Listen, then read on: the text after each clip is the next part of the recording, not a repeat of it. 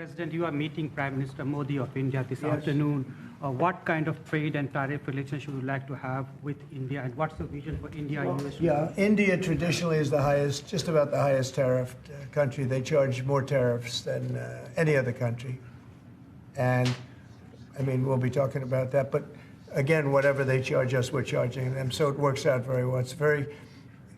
It's a beautiful, simple system. And we don't have to worry about, gee, we're charging too much or too little. But traditionally, India is right at the top of the pack, pretty much. There are a couple of smaller countries that are actually more.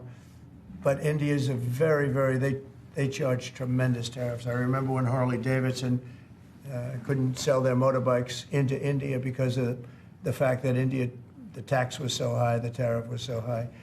And Harley was forced to build, I guess they built, I don't know, that was a while ago, but I think they built a factory in India in order to avoid paying the tariffs. And that's what people can do with us. They can build a factory here, a plant or whatever it might be here, and that includes the medical, that includes cars, that includes chips and semiconductors, that includes everything. If you build here, you have no tariffs whatsoever. And I think that's what's going to happen. I think our country is going to be flooded with jobs.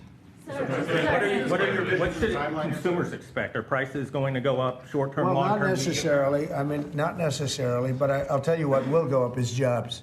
The jobs will go up tremendously. We're going to have great jobs for everybody. This is something that should have been done many years ago. China did it. I mean, China did it at a level that probably nobody's ever seen before. If you manufactured a car, you couldn't send it into China. The tariff was so high. So everybody went and they built in China. It was no big secret. So we're going to see, but it's going to mean tremendous amounts of jobs. And ultimately, prices will stay the same, go down. But we're going to have a very dynamic country. But if prices go up, Mr. President, because of these tariffs, who do you think voters should hold responsible? Oh, I think what's going to go up is jobs are going to go up. And prices could go up somewhat short term, but prices will also go down. And I think the farmers are going to be helped by this very much because product is being dumped into our country and our farmers are getting hurt very badly by the last administration. The last administration hated our farmers, like at a level that I've never seen before. I think our farmers are going to be helped. Jobs are going to be helped, but our farmers are going to be helped. Our manufacturers are going to be helped. And again, if somebody wants to come in, including the car companies, if they want to come in and build car plants, they'll do it without tariffs, and therefore prices won't go up. There could be some short-term disturbance, but long-term, it's going to make our country a fortune. So Americans should prepare for some short-term pain. No, possibly. You said that. I didn't say that. You know? Well, if the prices go up. Let's see what happens. Nobody really knows what is going to happen other than we know that jobs are going to be produced at levels that we haven't seen before. We know that we think interest rates are going to ultimately be coming down because of things that happen, and they go hand in hand with the tariffs. But we think that the prices for some things, many things, it could be all things, will go down. Ultimately, will go down. Mr. President, can you explain the timeline here, sir? There's a period of time for a review, a report, 180 days. Sure. What's the earliest date that you think tariffs will actually be implemented in next? Well, I would say maybe I'll ask Howard to answer that because he's going to be the one that's implementing. What do you think? Our studies should be all complete by April 1st. So we'll hand the president the opportunity to start on April 2nd if he wants. So I think we'll be ready to go on April 1st, and we'll hand it to the president, and he'll make his decisions. But remember, if they drop their tariffs, prices for Americans are coming down. Our production's going up, and our costs are going down. Remember, it's a two-way street. That's why it's called reciprocal. Have you spoken to any American CEOs directly about this? Are they calling you and asking for exemptions? I've spoken to many, and example? many love it. And they say this is going to be the thing that makes our country really prosperous again. And this is going to be what pays down to $36 trillion in debt and all the other things. And this is going to be this is an amazing day. I think this is going to be a very big day and in a very positive way for our country. Yes, please. Mr. President, you've talked about the VAT and the EU before and your concerns with how the EU treats you. Do you have a number in mind on the European Union? Do you have an idea of where that number is going to land? Well, what they are now is they have a 20% VAT tax, which we're considering to be similar or the same as the tariff. Plus, they charge lots of fees, and they're doing something else. European Union's been very tough on our companies. They sued Apple, they sued Google, they sued Facebook, they sued many other companies, and they're American companies, and the kind of numbers are staggering. And the court system over there is not very good to our companies. If you know that Apple had to pay, I think, $16 billion in a penalty, a court case that was really shocking because most people thought they would have won that court case, people that watched it. So they've been very tough. Airlines have called me up and they said, could you help us with Europe because they're charging us so many different fees. I got a call from the head of American, United, and other airlines saying, every time we land a plane, we get just absolutely killed by the European Union. And so they haven't been treated as good. We think the European Union is wonderful. We all love Europe, love the countries in Europe. But European Union has been absolutely brutal on trade. Canada's been very bad to us on trade, but now Canada's going to have to start paying up. And Canada's been tough on the military because they have a very low military cost.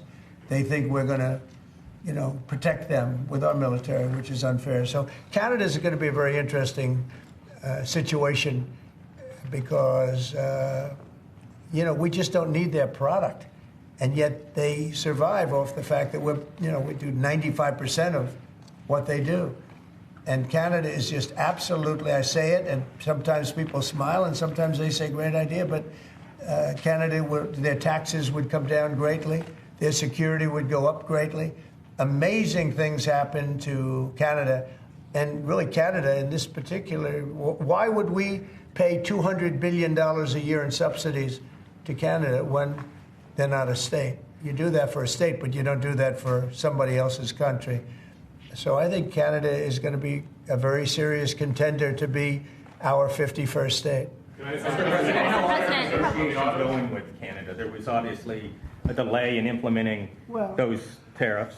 I spoke to Governor Trudeau on numerous occasions, and we'll see what happens. But it just sets up so good for them. Look, the people would pay much less tax than they're paying right now. They'd have perfect military protection. They don't have any military protection because and you take a look at what's going on out there. You have Russian ships, you have China ships, you have Chinese ships, you have a lot of ships out there, and people are in danger. This is a different world today. It's a different world. They need our protection. Yes. You mentioned Elon Musk and the efforts that he's undertaking with your authority. You granted him new authority this week. Will he secure any new government contracts while he is working on DOGE? No, not if there's a conflict. If there's no conflict, I guess what difference does it make? But we won't let him do anything having to do with the conflict. Are you personally checking to make sure there's no conflicts of interest? Yeah, I am. He answers to you. Sure, he does. First of all, he wouldn't do it. And second of all, we're not going to let him do anything where there's a conflict of interest. Mr. President, your negotiations with the EU there's discussions ongoing already. How quickly do you expect that you'll hear back from them about any of these other measures? I can't tell you. Yeah, the EU's been very nasty. It's just been, they haven't treated us properly. Look, we were great to them on NATO. Essentially, it's a similar group of countries. When I came in, my first term, I raised their fees. I mean, they were not paying. We were paying for, in my opinion, almost all of NATO. And now, I had the bad moment with the press where the press said, well, does this mean you won't protect them? And I said, I won't protect them if they're not paying. But because I said that, the Secretary General, as you know, said it was the greatest thing he's ever seen because the money came pouring in. But they don't treat us right on trade. They don't treat us right on the military either. I mean, if you look at Ukraine, we're in for probably $200 billion more than Europe. Why are we in for more than Europe? We're in for more than Europe. I mean, think of it, or NATO. I mean, let's call it NATO because Canada's in. By the way, Canada is just about the lowest payer. Also, they shouldn't be. They are just about the lowest payer in NATO, in addition to everything else. So Canada's really been taken advantage of. And if they had to pay just something modestly fair, they wouldn't be able to succeed as a country. And that's why I feel they have to become a state.